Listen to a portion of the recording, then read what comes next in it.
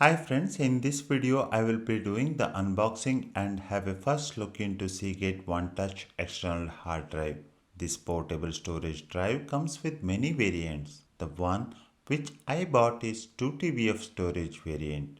The key features of this drive are password protection, bundled rescue data recovery services, Milio 1 year offer, and 4 months membership of Adobe Creative Cloud photography plan.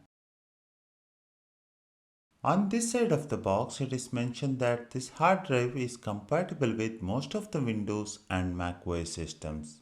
However, you may need to reformat the drive to use with Time Machine. This is a retail unit which I bought from the Chroma store. Now, let us open the box.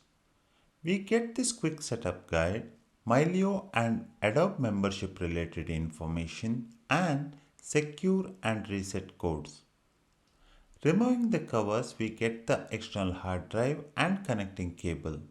It has an aluminum casing and in the front it has a Seagate brand logo and a small LED indicator.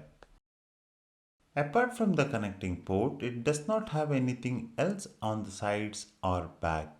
Now, let me connect this external drive to the laptop with a bundled cable.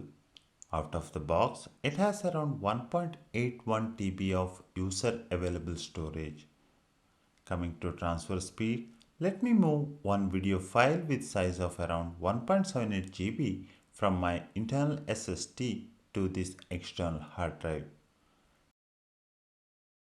The speed is showing around 130 MB per second. I tried to connect this Seagate One Touch external hard drive to my Galaxy S21 via OTG cable. It detected the drive and able to view the files.